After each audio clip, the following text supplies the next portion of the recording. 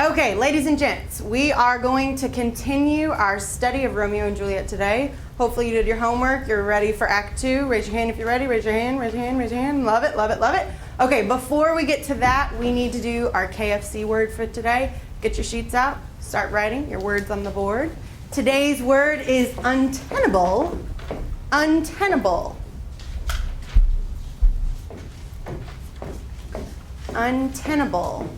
And your root is 10, which means to hold.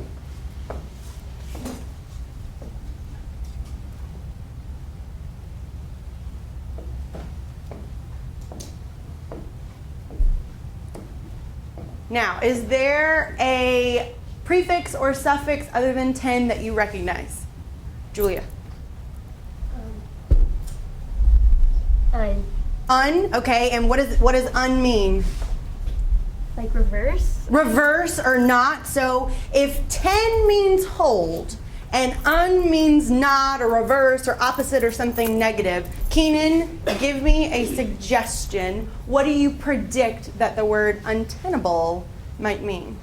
Unable to hold something. Unable to hold something. Okay. Now let's take it a step further.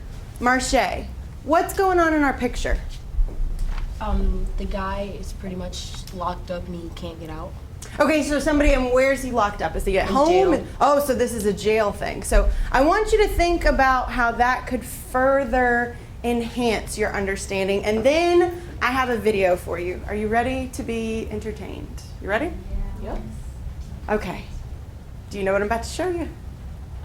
Who, do you recognize, raise your hand, who's that in the photo? Okay, who is it? Marshall. I think it's Casey Anthony. Casey Anthony. Oh no, but the dark hair this is tricky. Normally we recognize her as a blonde. She's an actress. She's in like Legally Blonde and Walk the Line. What's her name? Reese Witherspoon. Reese Witherspoon? Okay, so Reese Witherspoon, who is considered to be America's sweetheart, you know, a very famous actress for being a sweet, nice young lady, she got herself into a little bit of trouble. So we're gonna watch this video. This is a video of her arrest. And I want you to be thinking about, what does the word untenable have to do with this?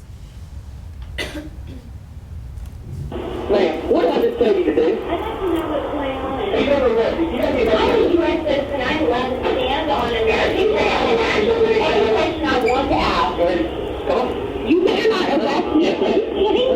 No, I told you. I'm an American citizen. I told you to get that car and stay in there, didn't I? This is beyond. I told This is you. beyond. You fighting me. I promise. This is harassment. You're not harassing me as an American citizen. I have done nothing against the law. Yes, you have. You did. Very much. I have to obey your orders? Yes, you did. Agree. No, I do not. No, agree. Absolutely nothing. Okay, so in case you were unaware of the context, Miss Witherspoon and her husband were driving, and they'd had a little bit too much to drink, and they get pulled over, and the police gives them very clear instructions. He wants the husband to get out and do a breathalyzer test, and he wants Reese Witherspoon to stay in the car. She does not comply. When he gets upset and goes to arrest her, she starts screaming, "But I'm an American citizen! And you can't do that, and what, I have to follow your rules and all that." So think of it this way. Using the word in a sentence, shouting, "But I'm an American citizen," is clearly an untenable argument for why you should not be arrested. You will definitely end up behind bars. So does it sound like that's a good thing to use? Does it matter if you're a U.S. citizen? Can you still be arrested? Yeah. Obviously, okay. That's not a trick question. So she was making these arguments that were untenable, and they obviously didn't work because she did get arrested. So what is your best guess, educated guess, of what untenable could be? Unrelated? I don't know. Put it in and see if it works.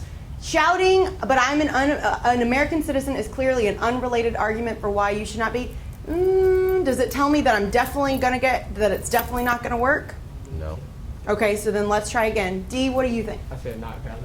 Not, ooh, say that again louder. Not valid. Not valid. Oh, I love it. He's getting a piece of candy because he used one of our vocab words. If it's not valid, it's not going to work, right? And that's exactly what untenable means. Not able to be defended against attack or objection.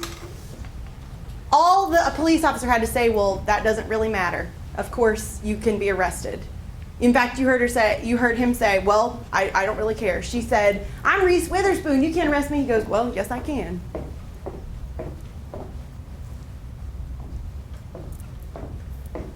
Not able to be maintained or defended against attack or objection.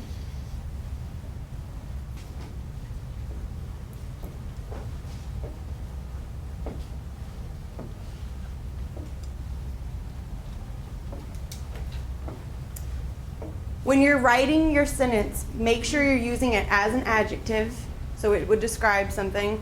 If Austin goes home today, and Austin doesn't take out the trash like he's supposed to, that's his chore, and Austin's family gets upset, and they said, Austin, why do you take out the trash? And he said, the sky is blue. Is that really going to be any kind of argument that's going to help him out? Get him out of trouble? Probably not. Probably not. So that would be an untenable argument. Yes, ma'am. Is that like when your mom says, because I said so? Ooh, well, let me ask you this. Can she defend against objection? You may not like it, but are you going to actually win? Are you going to be able to say, well, I don't care? Because really her final argument is she's the parent, right? She gets to... But it doesn't have any reason. It's not a very good argument, you're right. But it always wins because mom's mom. Yeah, that's true. Mom wins, right? For your daily connection, I want you to think about a time that you've argued with your parent. Can we all visualize at least one example, I'm guessing? Just probably. Probably. I'm figuring Keenan probably has a couple of examples. I want you to write down at least one untenable argument you've used to no avail. It didn't work. It wasn't very defensible. Your mom or dad were able to say, well, I don't care because of this, this, and this, and this. So think of one argument. You can turn and talk to your neighbor about it, see if they have any good ideas. Share, share, share. I should hear you whispering, whispering. Turn to a neighbor. I know that Mike never argues, so you might have to help him. You might have to help give him an idea. Oh, you do? What's yours? Okay, I said to go. Oh, and is that a very defensible argument? No, because they're not.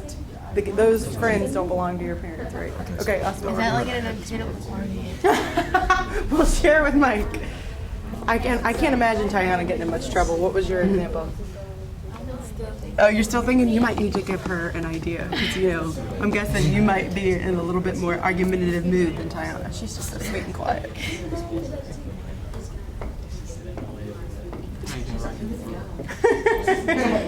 I said my dog ate my homework. Your dog ate your homework? Yeah. Was that defensible? Was that easily defended? Probably not. Probably not. Couldn't you redo your homework? Then again, if you get a worksheet, you couldn't redo Let me see. it. Let me see yours. Where is it? Get it out. Okay. When you are done, you should close your folder, get your sheet of paper out. Did anybody have a really, really, really good or funny, untenable argument that they've used? I like Brittany's. What was yours? Say it out loud so everyone can hear. Wait, for what? For your untenable argument, your daily connection. Oh, I said my dog ate my homework. Her dog ate her homework. That probably is not going to work. I can't imagine if one of you came in and told me that I would be very sympathetic. Anybody else? Come on, Marcia, what'd you put? I was caught between two of them. Mm-hmm. Okay. Where I was supposed to go to the movies and the mall. Okay. And my mom pretty much asked me who was the person, how old were they, do they drive, what's their parents' names, their numbers, his number, his tag. And I'm just like, he's a person. And Oh, yeah, that's not going to be enough detail for her. That didn't work She was, so well? no, it didn't. She said, even if you could go, I'd have to supervise it. And I Oh, was like, no. Okay, never mind. Uh-oh. Okay. Well, here's what I need you to do. I need you, on your sheet of notebook paper, put your name, And you are going to write Romeo and Juliet CIS at the top. CIS is a comprehensive instructional sequence. It is a Common Core mainstay, and our school in particular, I'm very proud of the work that my PLC has done and the entire English department at my school has done to really work on implementing Common Core state standards within the framework of Next Generation. So we've worked to bring in elements that we can. We talk about grappling all the time. We have planned more rigorous texts and using them in a way, and the central way that we've done that is really adopting and getting on board with the CIS sequence, where you are exposing a student to a challenging piece and they're having to read it multiple times, they're comparing the piece, they're coding it, they're working in small groups, they're working individually, they're working in whole group, and there's multiple days of instruction and discussion on this one piece of text. Because we are going to do one of the most famous scenes from Romeo and Juliet today. We're going to do the balcony scene. Yes, ma'am? Isn't that where like Romeo meets Juliet? Well, it's right after they met. Remember, right at the end of Act 1 is where they meet at the first time at Lord Capulet's feast. And so this is the first time they're really getting to talk to each other, be one-on-one. So it's where Romeo first goes to Juliet and professes his love. Okay, so you're going to do that heading on the top of your paper. Write it down, please. And then just like the other CIS units we've done throughout the year, we got to keep going with our Common Core standards. We are going to read a very challenging piece of text. We're going to read through it multiple times. We're going to code the text, so I'm going to get you your highlighters.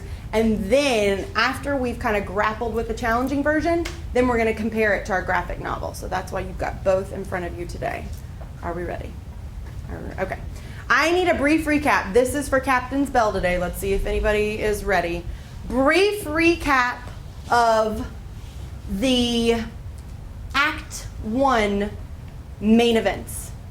Hit me with what were the big things that happened in Act 1 right before this. Don't all volunteer at once. Julia, you got this. I know you do.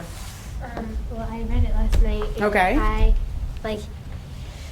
First they were saying about the servants.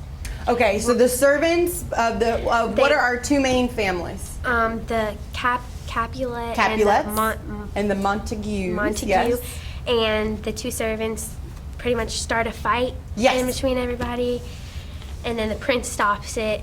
So then after that, Romeo and I guess his cousin start talking because Romeo's sad. Okay, and pause there. I love it. Michaela, why is Romeo so upset? Because Juliet and her family are having this feast. Yes. Keep going.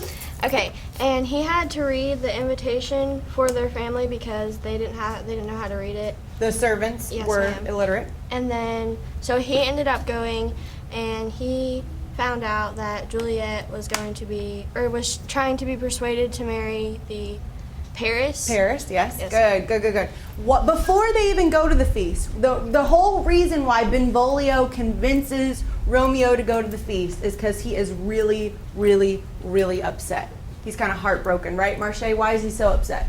He's upset because his true love, Rosaline, doesn't love him back. Okay, and we're gonna do true love like this, True right? love. What do we mean when we say true love like this? Not really. Okay, he thought he was in love with her, right? But she kind of never would give him the time of day. Very good.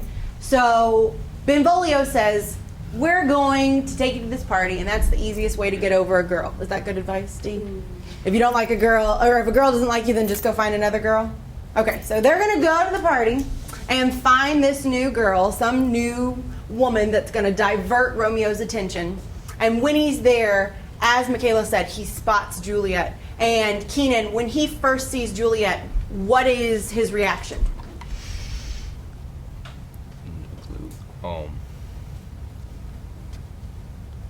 Austin, help him out. I didn't get that far. I just got my book. Lizzie. he thinks that she's so beautiful and that he really likes her and it's not just a little bit alike, right? Marche, what were you gonna add? I was gonna say that he spots her in the crowd and says that he never really noticed true beauty like hers before, and that when they danced for a while, and apparently they locked in for a kiss too, and then in the end they found out that they were a part of the rivalry families. Okay, Marche, stand up. Stand up. Everybody, put your hands together. Miss Marche showed you how it was done. Captain's bell today. There you go. Nicely done, madam. Thank you. Students need rewards, and they need that recognition. And it's so important that it not just be recognition from teacher to student, but that peer recognition. Oftentimes, what their classmates think about them is more important than what the teacher would think about them. So I try to cover every level. I want to verbally tell them, and I don't just want to say good job, but I want to tell them what I liked about it. I like that you used that phrase. I like that you put it in those terms. I like that you made that personal connection. So I try to make it very specific praise, and then I give them some kind of external motivation. You know, sometimes, particularly with children, that intrinsic motivation is not there.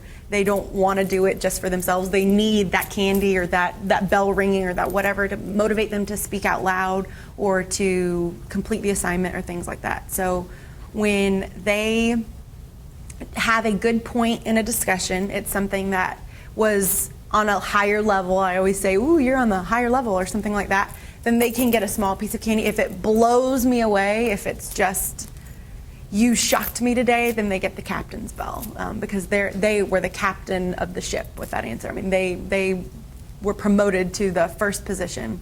And I write it on the board as a reminder because I've tried this all different ways. The treasure chest is a place to store their prizes. I've tried to think of how I could store it and how I could get them their prize. Honestly, writing it on the board, they love seeing their name on the board, but also it helps me to remember, oh yeah, he needs to get his prize, she needs to get her prize.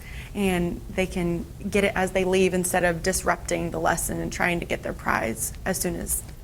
So they have this beautiful moment together and they have their first kiss, and then it's kind of tainted, the whole moment, because Romeo finds out that Juliet is the daughter of his father's worst enemy, and Juliet finds out that Romeo is the son of her father's worst enemy, and they have no idea how they're actually going to be together. So that's where our action starts up from there. If you would please, before we start reading Act 2, Scene 1, I want you to start considering some of the major ideas and themes that are covered in this scene. So you are going to turn to your neighbor. You don't need to write anything down for this. Our first step of our CIS, we're going to have a turn and talk. So I want you to think about this question. How do your experiences and relationships shape your identity? I'm going to put 2 minutes on the clock. You're going to turn to your elbow partner that you just did your KFC with, and I want you to talk about the experiences you go through and the relationships you have. How do they shape your identity? Remember, we've been talking about identity all year long. That's been our theme for the unit, so we definitely know what to say. Make sure you're doing accountable talk, because I'm going to be coming around and making sure that we're on topic. We're discussing what we need to be. Are we ready? Let's get the clock. Yes. We plan a unit from start to finish before we ever start it. You can't have one lesson and then say, okay, what am I going to do next? And so we always try to have these overarching questions that are guidance for us and our questioning for the students, but also gives the students something to think about. So every class, we keep pointing them back to that essential question that is really the crux of the issue, the theme of the book. How do experiences shape your identity? How do the relationships that you have with others shape your identity? We try and build a question that's relatable, something that they have a personal connection to, but that they can then also bring in textual support. The idea that when we go to Common Core, it's all about using the piece to support what you think. And so that's one of our ways that we're starting to build up that skill and letting them take what they believe, what they've read, and merge the two ideas together. What I love is that with an essential question that is overarching, that covers the entire unit or the text that you're studying, their answer to that question changes daily as they become more knowledgeable, as they're exposed to new pieces. And I love the idea that a student can come in with one idea and by the end of a text have a different idea. That's the transformative power of reading, and it's showing students that you can apply what you've read to your life and to your own ideas, your own perceptions. And I think that that's really empowering for the students. Accountable talk is them knowing that when they are being charged with the responsibility of working in a small group, that every word that is coming out of their mouth needs to be related to the topic. It needs to be somehow benefiting the project, and it needs to be appropriate for the classroom. And so I always show them the rubric. I'm sure by the end of the year they are sick of seeing it, but it keeps them accountable for what they're doing. And they need that visual and that auditory reminder that while you're talking, while you're working, it doesn't matter where I am in the classroom, you need to be doing the right thing. And that when I'm coming by, you are being graded. And it is a daily participation grade that you were not only speaking, but you were speaking about something appropriate. I want them to be on topic, but I also don't want them to just be sitting there doing nothing and letting the more forceful members of the group take over. Your questions at the bottom, your rubrics posted, you know what to do. Let me hear brilliant conversation.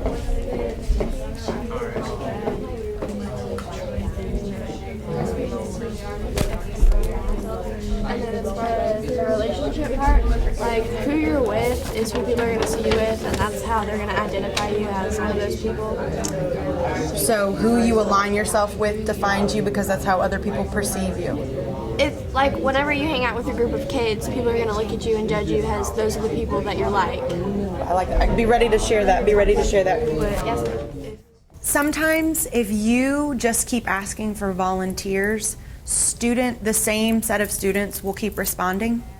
So when I walk around during accountable talk time or during group work time, I make notes about who's saying what so that I can push the conversation in the direction that I want. I always want to make the students feel like they're in on the conversation, but let's face it, sometimes students misunderstand a prompt or they're all going for the same interpretation and you're wanting something a little bit more different or a little bit more in depth. And so if I'm able to make notes about points that I want to bring up in whole group, then it's not me talking saying, well, this is what you're supposed to think and this is what you should have said. I'm allowing them to have their voice and be heard, but it's in a way where not everyone's raising their hand and saying the same thing or not the same person volunteering every time I ask a question. It depends on who you're So with. it depends on if you have a person that elevates your experience or is a negative influence. Okay, I like that. Very good. I haven't gotten over here yet. What did you say? If you have met multiple bad relationships, like you tend to think that the next relationship will be the same as So put that in other words. If this same pattern keeps happening, what's going to happen to your identity? You're gonna be like not as enthusiastic. So it can actually change you. Yeah. Negative experiences, negative relationships can actually change your personality, change your expectations. Be ready to share that. Good job. Anything? Okay, so I think that since, like, say, just for example, say if you have, like, the rudest family ever, then you're not going to just become, like, this star child, you know what I'm saying? Like, Right, so who you're around shapes who you become. Right. Very good, love it. I hate to cut off the conversation, but let's bring this back whole group. And I jotted down a couple of names, although these are by no means the only people that were having great conversations. I just heard some really, really intelligent points, and I just want to highlight a couple of them if you would be willing to share. Marshall, what was your idea that you came up with when you worked with Anna? We were talking about it could be a positive or negative experience that could change your identity with the people that you hang out with. How many of you said something similar in your conversation, that relationships and experiences within the relationship could be positive or negative, meaning that they could influence you in a positive or negative way depending on the relationship you have? Okay, so that was a common theme that I heard throughout. Austin, your idea builds on what Marshall was saying. Can you share what you and Mike discussed? Like, if you've had a stream of bad relationships, then it's gonna make you not as enthusiastic and a little more cautious about maybe a future relationship and like that. So when you experience a pattern of negative relationships or negative experiences, it can actually alter your personality, your viewpoint, your perspective. What he's saying is you come to expect negative, that maybe you turn into a pessimist or somebody that always assumes that the worst is going to happen. Okay? Keenan and Brittany, whoever wants to share from that group, last comment. What was the crux of your conversation? I said it mainly depends, like, if relationships shape your identity, it mainly depends on who you have a relationship with, because if that person has a bad past or is a criminal, people are going to look at you like, what are you doing? They're going to look at you like you're doing something completely wrong and messed up in your life. And that's similar to what Michaela was saying, that if you align yourself with people who have negative, or people that are perceived in a negative fashion, then you will then become negatively perceived. So who you hang out with, that kind of rubs off on you. How many of you agree with that? Okay, very interesting. I want to take the conversation one step further, and I want you to get your pens ready to write. This is going to be your first writing on your page, and it's going to be a predictive writing. I have a quotation for you, and it's from President Theodore Roosevelt, and he said, "The only thing worth having is a good name." The only thing worth having is a good name. I want you to decide, do you agree or disagree with this statement, and explain. So I agree because, or I disagree because, and give me a nice little paragraph, 4 to 5 sentences. And I'm going to be walking around to monitor and making sure that everyone's on task. You make sure that you're really explaining your thought. Don't just put IDK, maybe, kind of, sorta. Give me an opinion. Go ahead and start. You have 3 minutes.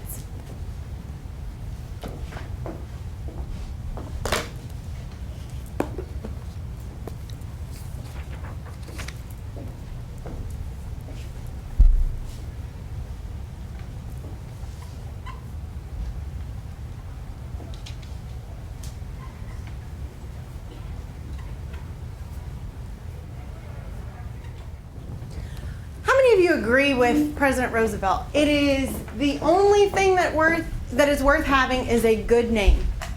Agree? Disagree? Ooh, interesting. Let's work first to make sure that we're all coming from the same place when making this decision. What does a good name represent? What does that concept represent? Lizzie, what is it? Like, it means how many people know you, or like how famous you are, or like... So, level of fame. Like how much you mean to the world, or like... How much you mean to the world? Okay, so public perception on a grand scale. Brittany wrote a really interesting phrase down on her paper that I would like for her to share. When she says good name, she means? It could be having a clean slate. So, a clean slate means you're not in trouble, you haven't been soiled, nothing bad's happened, a good reputation, and that's what having a good name means. How many of you agree with that?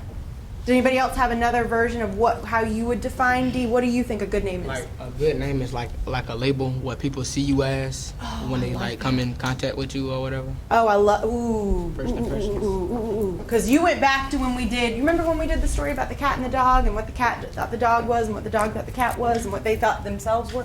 So the idea that it's how people label you, and we would want that to be a positive label. A good name would be a positive label. Marche. I kind of want to go against what Lizzie said about the fame. Okay. I believe that money, fame, and fortune couldn't really make or give you a good name if you have like a snobby attitude or anything such as. Okay. And I think that a good name would be like a good character. Everyone knows that you're better than what people might portray you to be, and you won't have really anything bad against your record or anything like that.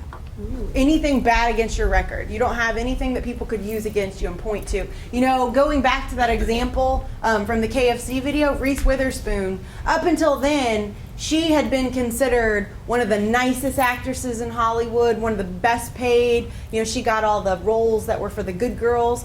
that's something that now people are going to be able to use against her. You know, her name might not be as good as it was prior to that incident. Yeah, like I was saying, until you have further proof or any evidence of that person's doing, then you can't really use anything against them until then, and you won't have such a better or a good opinion on them. I like how you're saying that, use against them, something that you could use against them. Very good. Now I want to talk about agreeing or disagreeing. Julia, you said that you disagreed with this. What was your rationale? I said that I disagreed because if you know who you are, why should other people's opinion of you matter? If you found yourself and you know who you really are, why should it So matter? other people, what is it? Haters gonna hate. Okay, they're gonna say what they say, but it matters if I'm happy with myself at the end of the day. Okay, interesting counterpoint. Yes, ma'am. We have a little dialogue going. But if you have such a negative attitude towards other people, you shouldn't really consider yourself a good person or having good character because you're treating people like not the way that you would want to be treated to yourself. Keenan has a response, and then Julia has her rebuttal. It's getting heated. If it's okay if you have a perspective of yourself, you don't care what other people think about you.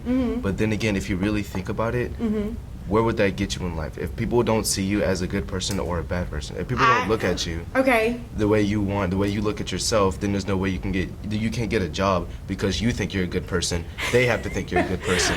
On your resume, there's not going to be a line where it says references or qualifications or anything. You can't write, I think I'm awesome and hope to get a job, right? Okay, so that's a very valid point. It matters what other people think in certain social situations. I promise, Miss Julia, her response. And to Marche. Okay, just y'all keep No, going. because if you know you're happy and if you don't like it when other people judge you, why would you judge them?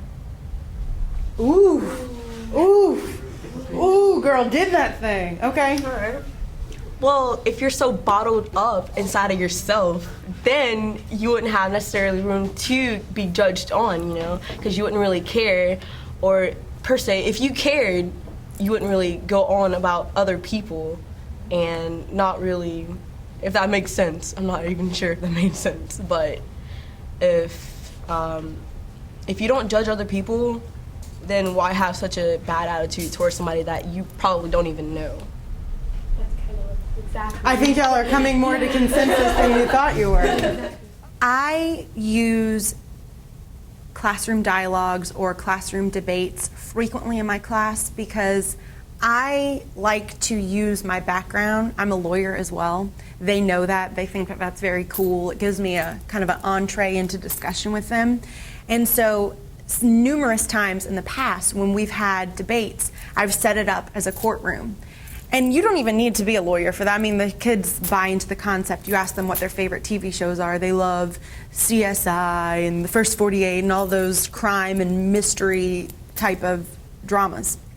So when I have them in that setup where they're able to present their case and then they're able to have their rebuttal and have their counterpoints, it not only encourages very mature discussion, it doesn't become an attacking, it doesn't become a shouting match, it's a very formal, very civilized format, and it allows them to feel very mature. They like that it feels grown, and they can pattern their responses after the TV shows and the movies that they've seen. So again, making it relatable to them, bringing in that personal connection.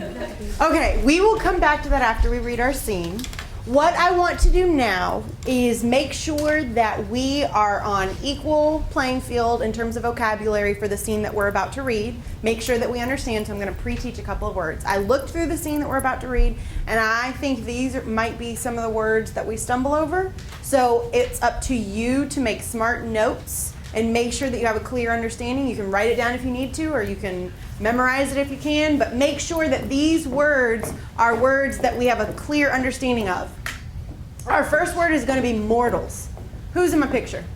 Thor. Everybody Thor, okay. When Thor came to Earth, he was a god living among mere mortals. Using your context clues, Brittany, what do you think mortals mean? Humans or normal. Humans, okay, so us, we are mortals. Basic, regular, everyday people.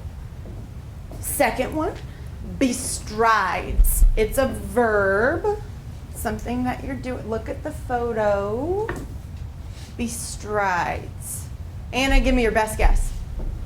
Like best posture, like with. She does have very good posture. She has very good posture And while she's, she's like, doing what?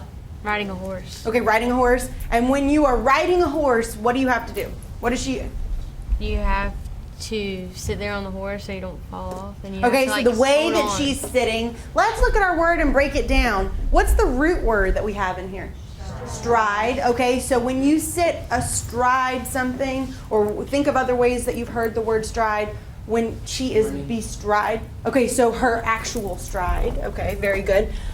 When she's sitting on top of that, it kind of means to straddle something or to sit on top in a way that you're balancing out your weight. In order to effectively ride a horse, you have to be in a position where you're bestride. So you don't fall off. So you don't fall off, exactly. Unless you can sit side saddle, which is challenging. Now, look at this. We have like a little action. He starts off this way and goes to this. So what's happening here? Okay, doff. So he's tipping his hat. Why would a person tip their hat that way? In respect of like somebody like saying like, hi, how you doing? Hi, how are you doing? It's a hello, like Jonathan said. It's a sign of respect. Very good. I like to have students grapple with a text. When I went to Common Core training, that was the word that stuck in my mind. And so it's my personal belief that if you pre-teach particularly challenging vocabulary, or you give students the tools to be able to decode and use their context clues, then you can give them more work that they tackle independently. And that's when they are proud of themselves. That's when they're really going to engage. Students will tell you, they get frustrated if after every 2 seconds you're pausing them and saying, well, okay, well, this is what this means, and this is what this means. They want to just read, particularly in something like a play where there's a lot of action going on or something. They want to get to the next page. They want to find out what's happening. So I think it's easier if you pre-teach things that you know. Being in the classroom, I have a general sense of what my students are going to get, what they're not going to get, what they're going to struggle with. So by taking the time to pre-select and working through and not telling them, not saying, okay, this is what this means, this is what this means, but letting them work through it, letting them think through, then they can apply the vocabulary to text in a more meaningful way. They have no ownership. Until a student works through a piece, they don't have ownership of it, and they aren't taking command of their own education. I like that my students know that it's going to be challenging, but that I'm their safety net. I want them to try it by themselves, or I want them to try in a small group setting, but I'm here if you need me. But what's really rewarding is by the end of the year, when I'm ready to step in, they're saying, no, I got it. They're increasing their own self-worth, their own sense of independence. They don't want your help as much if you're doing it correctly. Enmity. Think of another great use of the word enmity would be Act 1, Scene 1. What happens between Tybalt and Benvolio? Anna. They like get in a fight, like they're in a rival. They have a rivalry, and two rivals, they have this confrontation. Two people that are having a confrontation, those two little boys, or the man and the woman, they feel what to each other? If I'm making this face at you. Hatred. It could be, but I'm showing what to you? Who say it? Hostility, very good, hostility. Thank you. He saw my hostility face. Okay, this one is challenging. Are you ready? Deep breath on this one. This one's tough. Okay. Prorogued. Everybody say that because that's a kind of fun word to say. Prorogued. Yes. Prorogued. The test was prorogued because so many students were absent. The test will now be on Thursday. Keenan.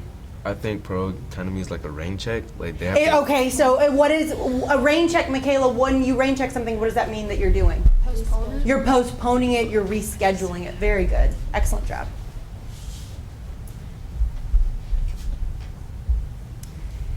Now that we know our words, now that we've started to consider the themes and the ideas, it is finally time to start reading. We are going to read Act 1, Scene 1 from our graphic novel in order to kind of get the context. So you're going to start on the page that's right after Act 2. It should be 54. Looks like this. We're going to read Scene 1 very quickly, and then we're going to flip to Shakespeare's Act actual version of scene 2 where we're going to grapple. But you know how I am. You know that I got to make things just a little bit extra, right? Before we can read, really, in order to get into Shakespeare's work, we have to look as cool as Shakespeare did. You ready? Yeah. You ready? Yeah. You ready? Okay. I have made you all your own personalized Shakespearean ruff. This thing right here that he wears is called a ruff, okay? Collar. You might need to unbutton your collar. So we're all going to get in the spirit by donning your Shakespearean ruff, and you can tie it. I tried to make them all adjustable. What can I say? Costumes work. Something that's unexpected. I never, ever want my students to walk into my room and know exactly what's going to happen before it happens. I want there to be that element of surprise. I've said it before, I think that elementary school teachers do such a great job of bringing fun into the classroom and making learning engaging. And when you think back on your school memories, or when you ask others to think back on their school memories, everyone loved elementary school. And when you ask somebody to share a fond story from school, it is from elementary school. And so I think that's kind of sad. You know, it's great that they're having that success, but why can't we do those same things in high school? Maybe we're not going to sit on a rug in the center of the room, but certainly we can have character day, we can dress up, we can bring in foods from the story. We can do those same things, because an age does not determine a child's willingness to learn or excitement or things like that. The big kids want to do the fun stuff just as much as the little kids. And you're going to get them to work harder for you if you bring in elements of fun, and if you show them that you're willing to be fun yourself. I don't want to take myself seriously, and my students certainly know that I don't. I'm willing to have the mustache on my face, or be dressed up in costume, or have the paper ruff. And when I'm willing to do that, they buy in. They're willing to do that. Okay, everybody adjust your ruff. Get it ready. I know. My ruff is, I know, high commitment ruff. No, put it front way. Are we ready?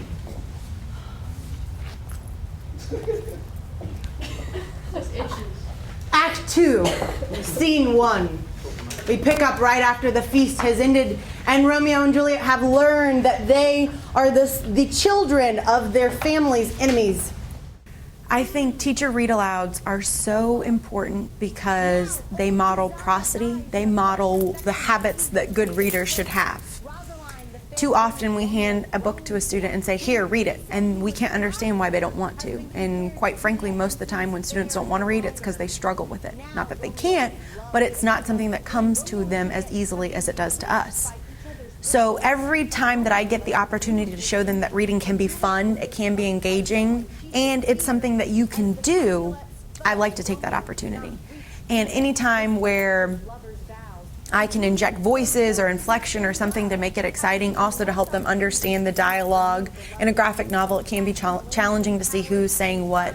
In scenes where I have Lord Capulet or Lord Montague, I do my old man voice. You know, I try and make it entertaining so that they can see the difference.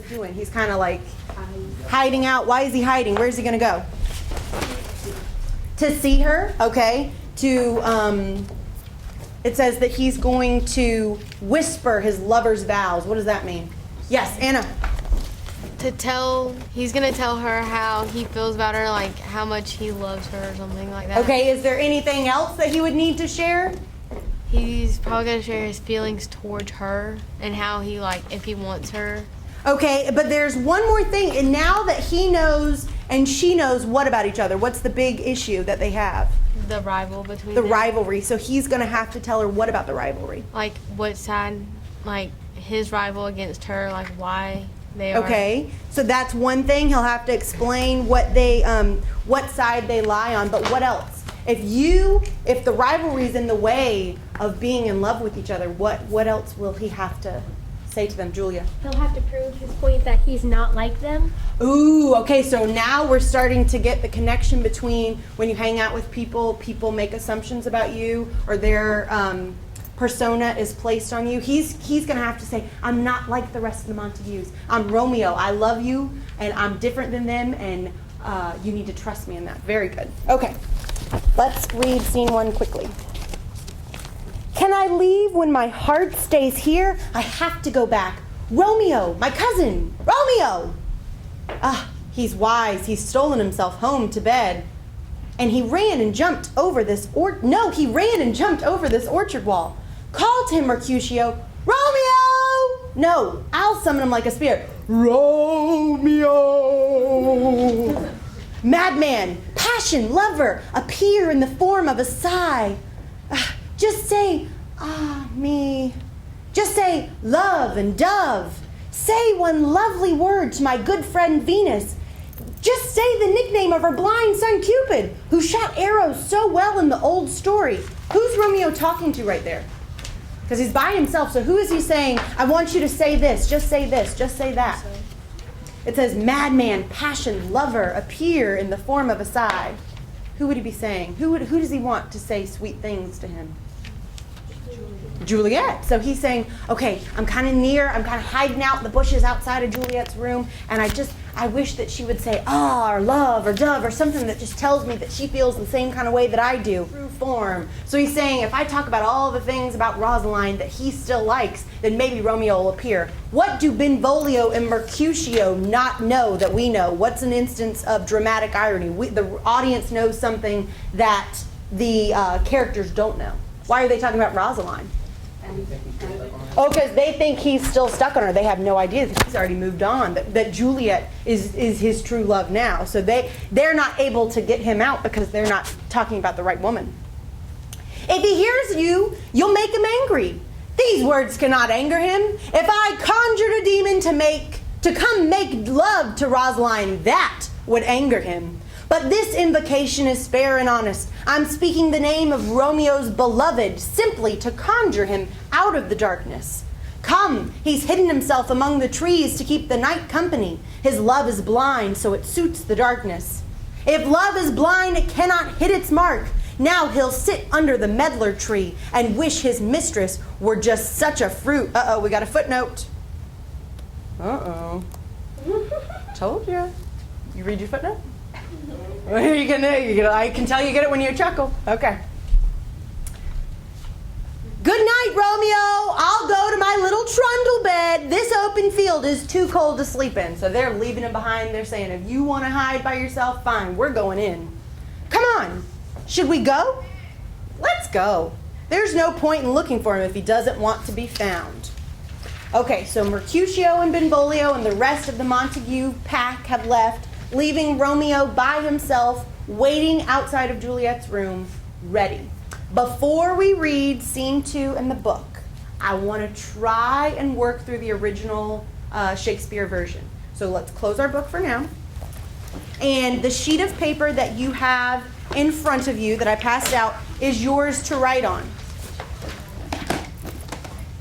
Now we're going to code just like we've coded in the past when we did our CIS on the poetry and our CIS on the cat and the dog. So you're going to first start with your highlighting. We're going to need to read this passage multiple times. You know what it means to grapple. So the first time you're going to read, I want you to just read straight through. We've gone over the challenging vocabulary. It might take a couple of readings, but you have the basic information that you need. And after your first read, then I want you to work with your elbow partner, and we're going to start coding the text. After your first read, we will code the first few lines together to make sure that we're all on the same page. But what I need you to do first is work through the passage, read it on your own. I'm going to walk around and assist you if you need it, but you guys got this. I feel very confident. Okay? So read through first time. You don't need to worry about highlighting or marking anything yet, and then we'll code after.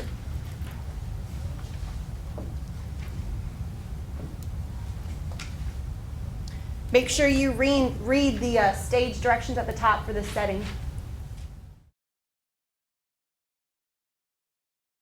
Text coding is a way to give students something to do while they're reading in the same vein as a directed reading activity or a guided reading question or things that we've used in the past that I'm sure most teachers are familiar with. If you have a student sit in front of a challenging text particularly and say, here, read it, they're going to just sit there and say, okay, I read it. And there's really not any type of thought that's being put into the reading. There's no real way of gauging their comprehension until you give them an assessment. So the idea of text coding is that it's giving them something to do while they're reading, making their reading active, helping them to know what to look for. And if you've planned the coding the way that I did, your coding is going to lead them to the answers that you want them to find at the final point of the reading.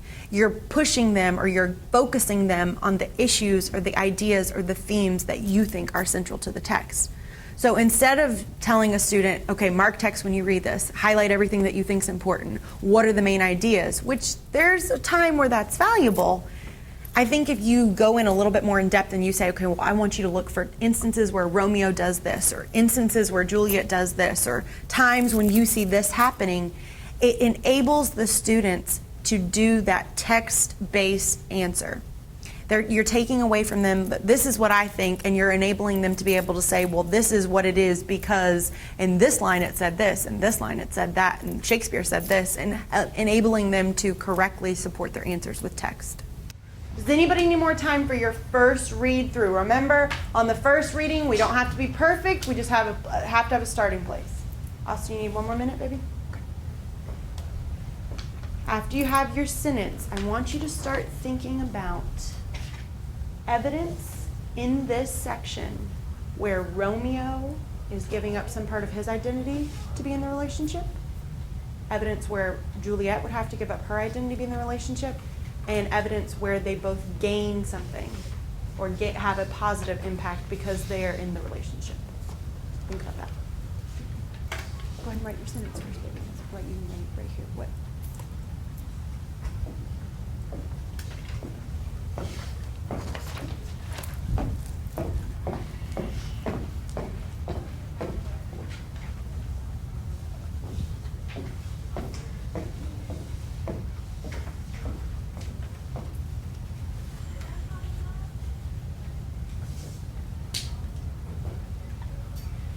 During this first read through, were there any parts of frustration, any parts of confusion that we need to discuss whole group before I unleash and let you get with your partners?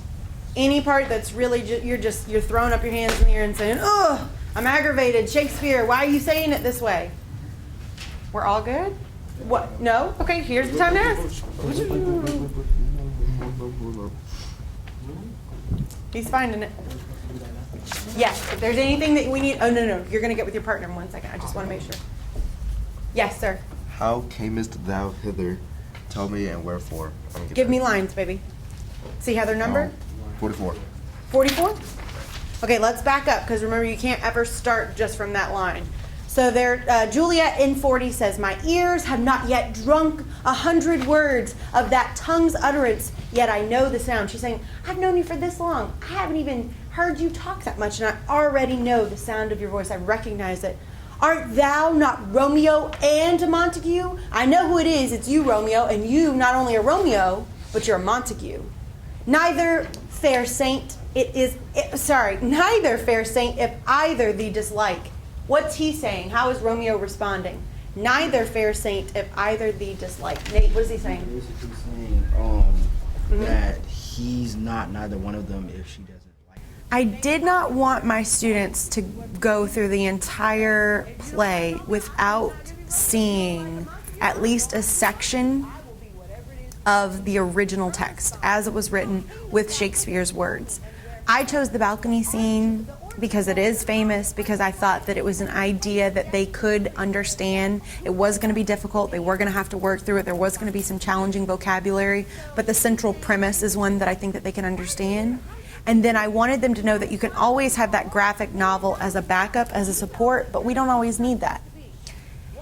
I think that I would be doing them a disservice if I just gave them the simplified version and say, here you go, this is just like Shakespeare. I think that they should understand and recognize and respect that there's a difference between how we speak today and how Shakespeare wrote over 400 years ago. And part of the build-up to this entire unit was we spent a week studying Shakespearean language, talking about how he created words. Every year the students are blown away by the fact that Shakespeare invented swagger and elbow.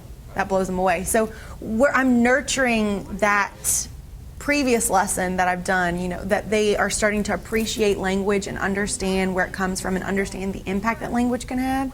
And so letting them kind of compare the two pieces and see that, but not get stuck reading the entire play and getting frustrated and saying, I don't understand what he's saying, and giving up on it. Want to kill him or something? Want to kill him? Definitely. They have these fights in the street. Want to seize him? Ooh, I like that. Okay, seize him. Take him to the dungeons. Okay, they talk like that. Hang him by his toenail. Ooh, okay. So obviously it's going to be a negative reaction. So Juliet's saying, "Why are you here? Because you know you can't be here, and it's not safe for you to be here.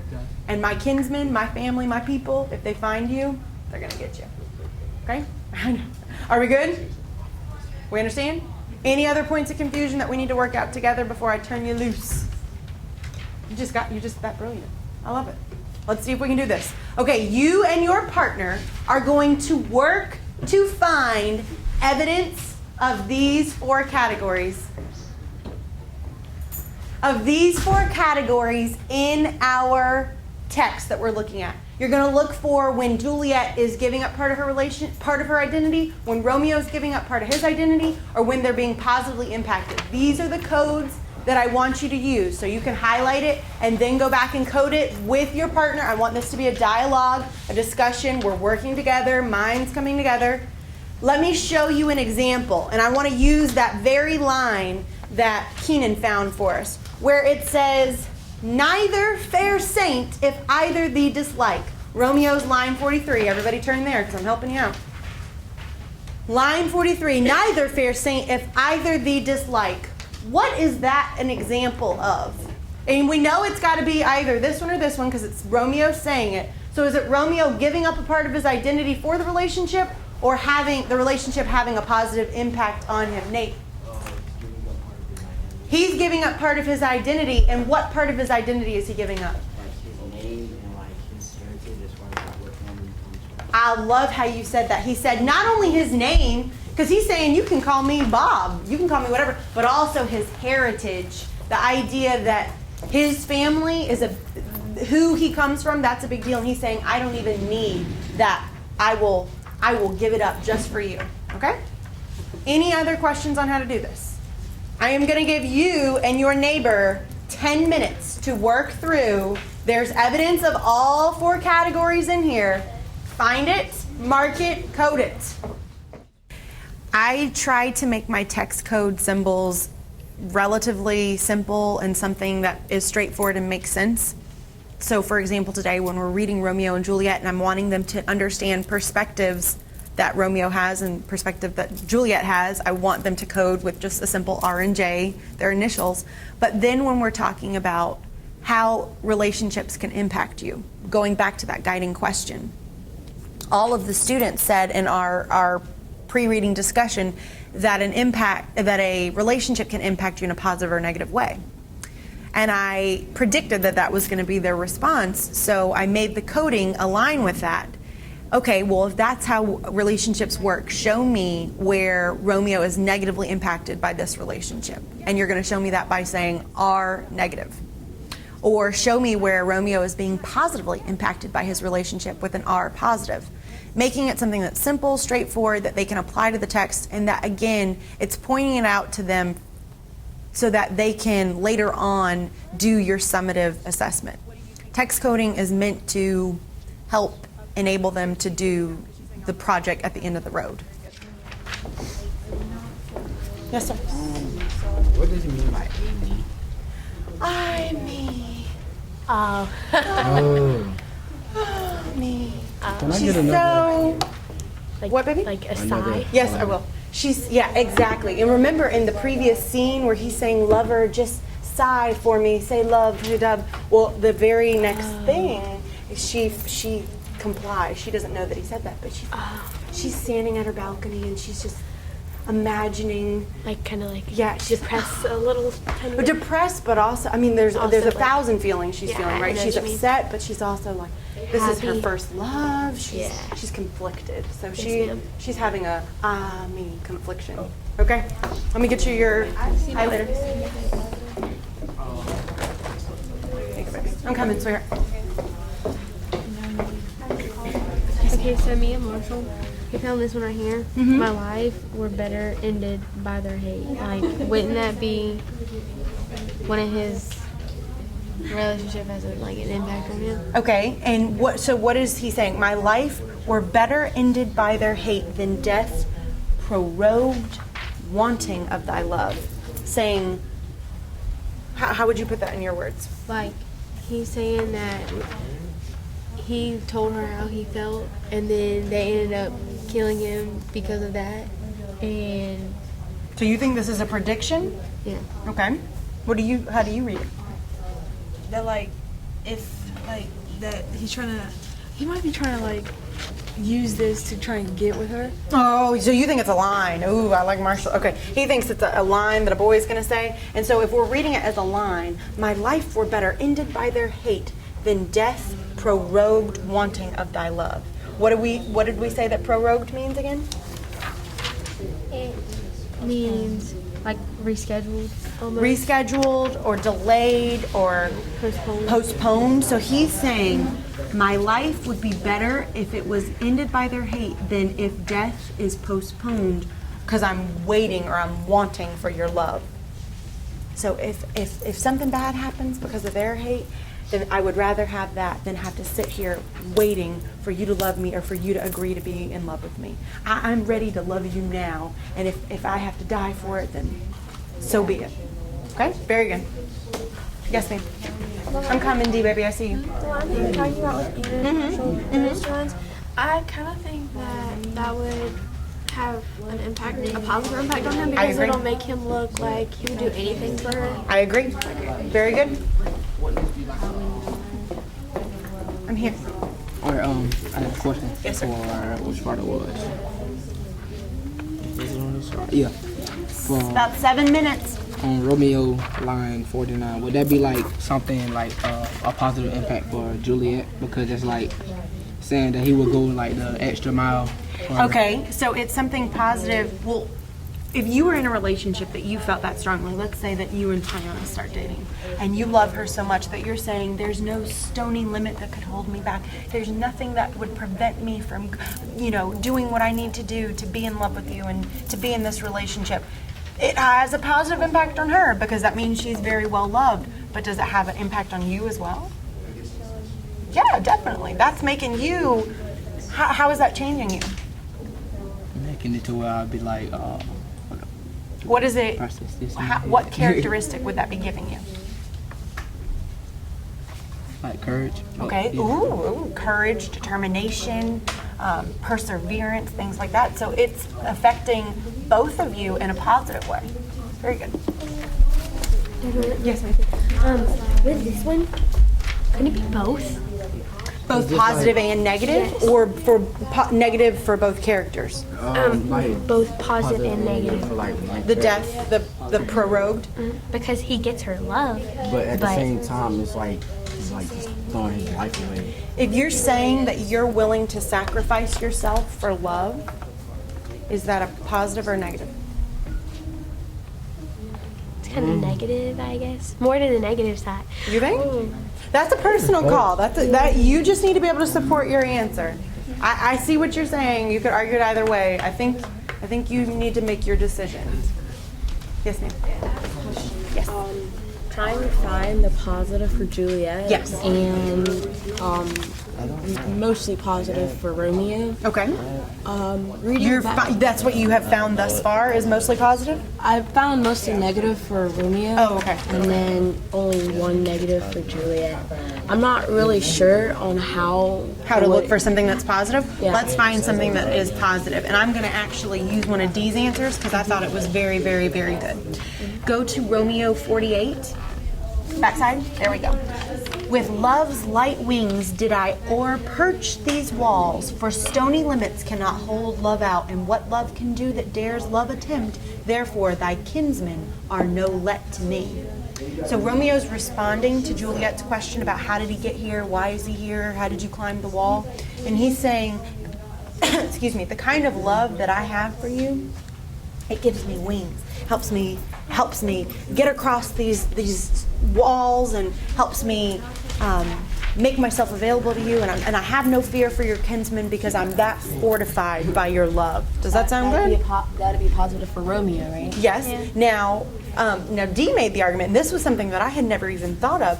He said that that's also a positive for Juliet, because when she is being loved in that kind of way, if you have a man that loves you and he's saying, there's nothing that I wouldn't do for you, there are no limits to my love, I'll climb mountains, I'll fight against your kinsmen for you, is that going to impact you in a positive way? Is that type of love, that type of relationship? It's probably going to make your love for him blossom even more. Okay, and what are you asking me over here for? You got it. I'm coming, Brittany. You okay? Oh, you're fixing your... Yeah, Marshall decided to tie it in a knot. Oh, Marshall. He was trying to help. You have about 4 minutes. Make sure you're done. For Juliet, positive, we couldn't find any, but we found there are other 30. Okay. But you didn't find anything positive for Juliet? I said line 41. Line 41? Okay. My ears have not yet drunk 100 words of that tongue's utterance, yet I know the sound. So what is she saying? Put it in your words. That she knows, that she loves him so much that she knows him. She recognizes him. Okay, so is that a positive impact? Yeah. Could be. Also, I want to, because I'm totally taking your idea, but we'll have to do Captain's Bell for you. Look at line 48 through 51 for Romeo and see what you get from that. He was brilliant today. Oh, was it Tiana's?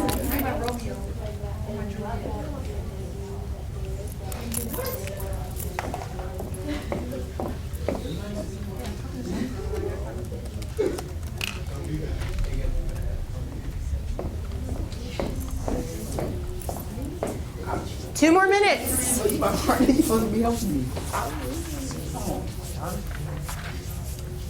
Don't pressure. Wait. I just stopped. Alright, go to the back page. And read number 40 for Juliet. Well, for Juliet. Read number 40. But this is like rung a bell in my head. Like, saying this, like, she kind of saying, like, they was meant to be together because she never heard his voice, but she know who she is before he even said something.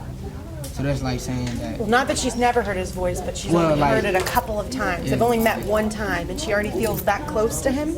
Like, they was like meant to be together, like they're soulmates or something like that.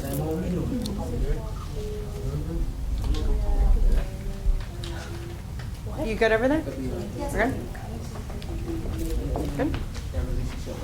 I want you to count up the number of codes that you were able to find of all 4 categories. Let's see how well we did. How many codes were you able to find? How many instances of our 4 categories? 1 of each?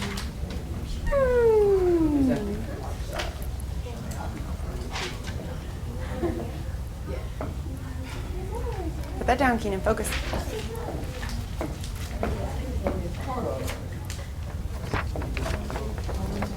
Okay, Jonathan, how many did you and Michaela find? 4. Okay, can anybody beat 4? Nate? 6, and I heard a 6 over here, so 6 seems... Oh my goodness, we got 6, we got 8. What? How much do we have? 6? 1 of each? 1 of 5, okay. So around the same areas. What was an example of Juliet having to lose something of her identity? What was an example? Julia. Line 16. Okay, everybody turn to line 16. Line 16.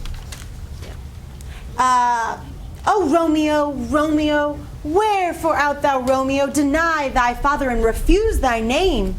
Or if thou wilt not but be but sworn my love, and I'll no longer be a Capulet. one of the most famous lines from any play produced on any stage. And she's saying, if you'll love me, and if that's what it takes, I will renounce my entire family. So very similar to that line that we found earlier where Romeo was saying that he neither fair saint if either thee dislikes. So that's one example of negative, losing a part of your identity for both Romeo and Juliet. What about something that Juliet gains? Lizzie, what did you find an example of when Juliet is enriched or she has a positive impact because of her relationship with Romeo? One of the J plus. Line 48. Okay, everybody turn to 48. Okay, so you picked up on the same one that D. So D, I feel like everybody has, I stole your idea and shared it with everyone. So I feel like since it's yours, you should be the man to share it with everyone. Could you give us your interpretation of Romeo's response to listed on lines 48 through 51, please? Basically, I was just saying, like, because what I put was 49, which is for stony limits cannot hold love out.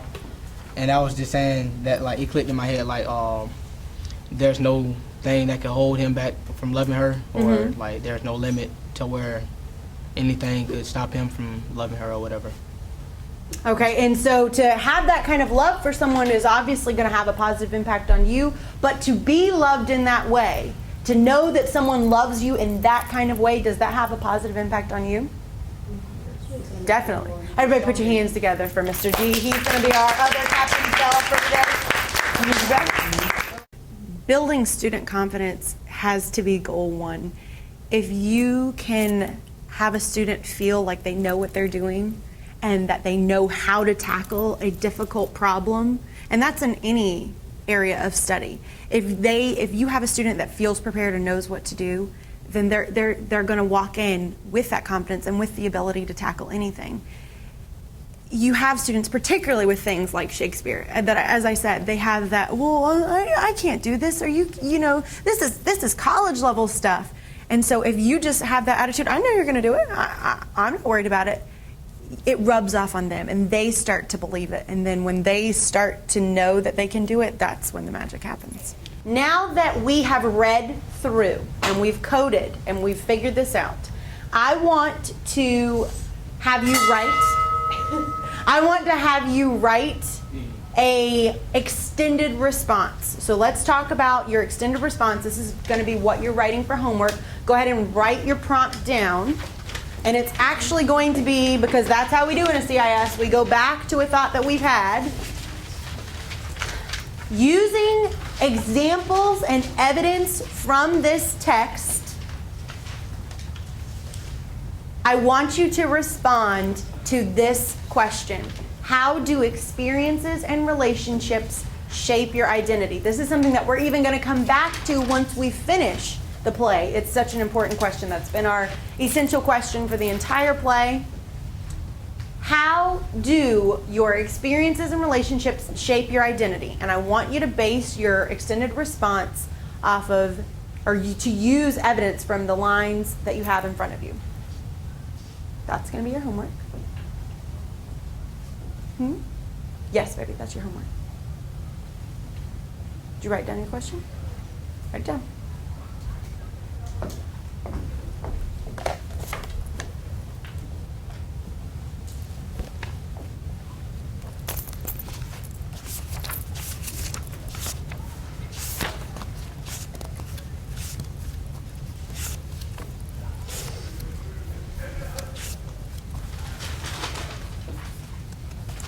And then, as promised, I will start reading scene 2, the scene that you just read the excerpt from. And I want us to kind of parallel our understanding from the original text to the understanding that we get from our graphic novel. And I would love to have some actors for this. Ooh, Miss Marche asked last class if she could be our Juliet, and Marshall's stepping up to be our fair Romeo. Okay, so Juliet, Romeo, come up to the stage, please. We'll have to do the school-rated version of Romeo and Juliet. Yes, the school rated. And now that we have the better understanding, I wanted to show you for your staging this photograph. This is from the Royal Shakespeare Company's production of Romeo and Juliet. And so you can see when I say balcony scene, I mean literally the balcony scene. Juliet is positioned on the balcony from her that would lead off from her bedroom. She's standing there looking out. That's where she's sighing and thinking, and she's feeling this entire range of emotions that Julia was talking about earlier. And Romeo has been hidden somewhere off to the side in these bushes. And after he hears her sigh, it's like a sign. You know, he says, sigh for me, and she sighs. And then that's when he approaches and they have this dialogue. So that's kind of the staging that we're going to take with this. So you have your books. Go grab your books. We're going to follow along.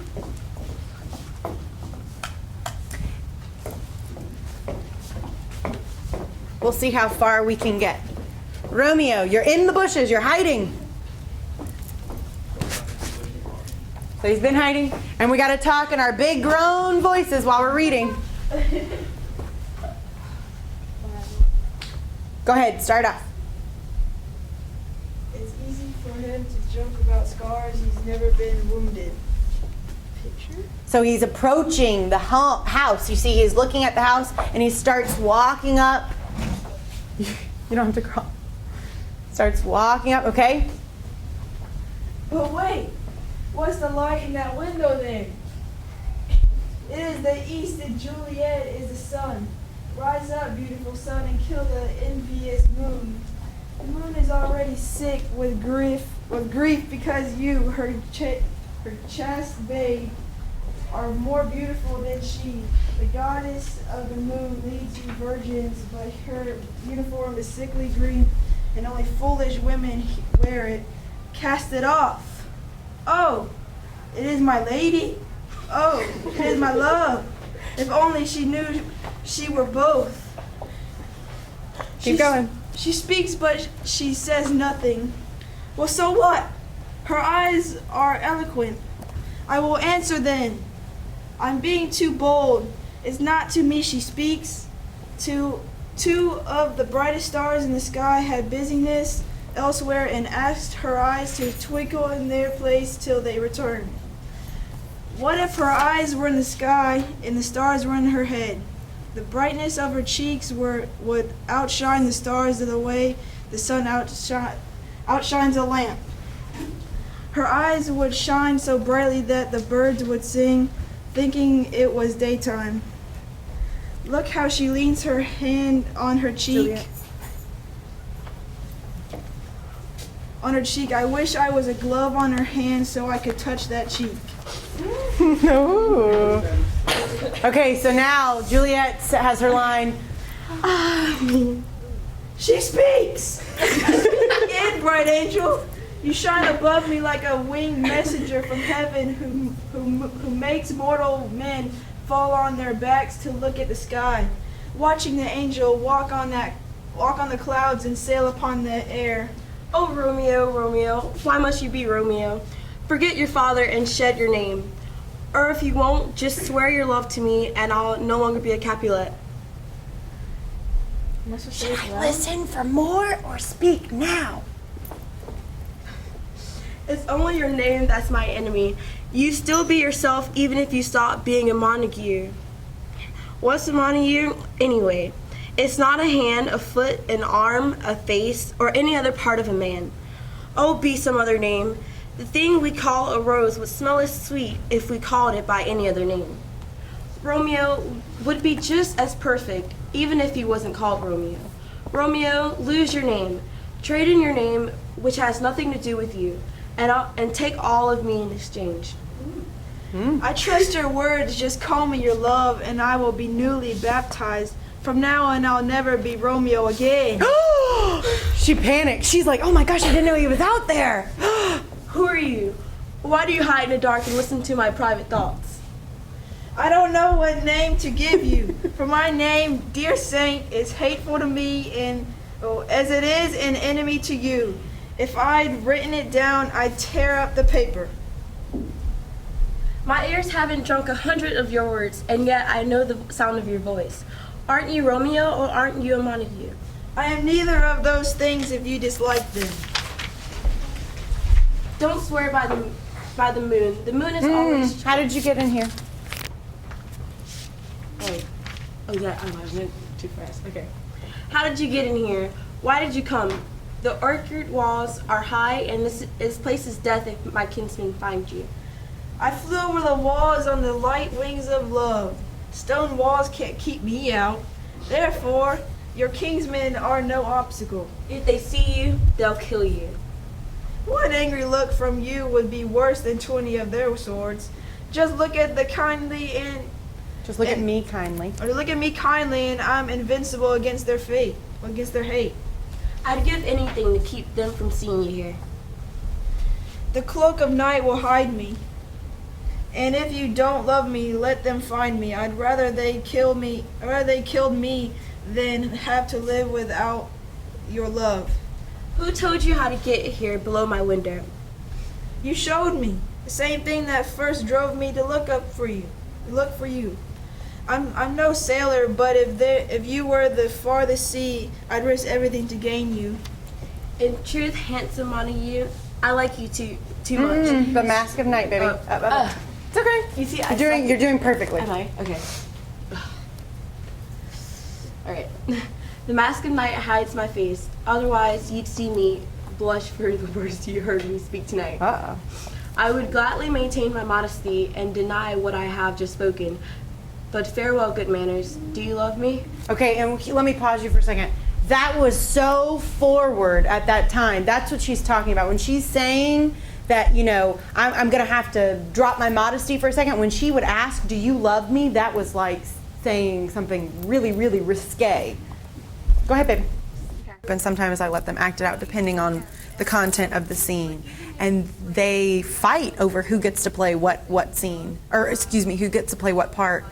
And it's funny, it's the students that volunteer, they're not necessarily the best readers, they're not necessarily the students that you would expect, but somehow when you give them that opportunity to take a role, play a part, become somebody different, it's transformative. I mean, they enjoy it. Marshall, the boy that was reading Romeo, is the quietest, most mild-mannered child.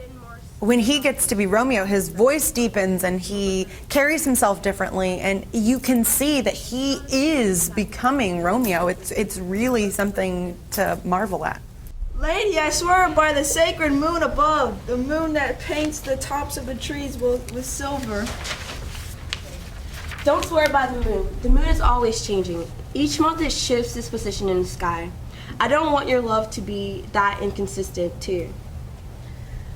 What should I swear by?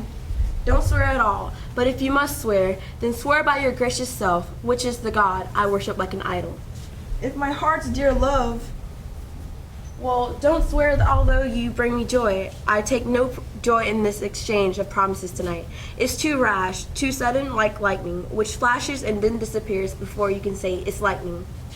Good night, my sweet. Our love now is like a flower bud, which the summer air may ripen into a beautiful flower by the next time we meet. I hope you enjoy the same sweet peace and rest I feel in my heart. Oh, are you going to leave me so unsatisfied? Okay, let's stop there. You're going to finish your read of scene 2. Go to page 69 tonight for homework in addition to your writing. Let's give our Romeo and Juliet a huge round of applause. Very good. No, it was good. Remember your homework. You're going to do your extended writing. You're going to finish reading so that we can start with scene 3. You may take that home with you. Yes, ma'am, of course. And I feel that Shakespeare said it best from the scene that you just read as you pack up and you get ready to leave. When Romeo and Juliet had to leave, he said, "Parting is such sweet sorrow that I should say goodnight till it be morrow." When I planned the entire Romeo and Juliet lesson with my PLC, our primary goal is to transmit the culture. We understand that doing a Shakespearean text at the end of the year is a bold choice. After testing, students want to kind of get in slow down mode, so we wanted to give them something that could be challenging but entertaining. We like the idea of ending the year with a play because it's something that can be interactive, something that they can actively engage with. And the idea that when you have a student that takes something that they think is incredibly difficult, they don't know anything about Shakespeare when they get to you. They just know that it sounds difficult. They know that it sounds hard. And they come in with that attitude, I can't do it. And so we work really diligently to make sure that they can feel a sense of achievement and that they are learning elements of Shakespearean culture, that they're being exposed to the language, but they're not doing so in a way that builds their frustration or makes them want to get rid of it. We chose to use the graphic novel version of the text. It stays pretty true to the actual words, but the illustrations help build that necessary background knowledge that the students are sometimes lacking.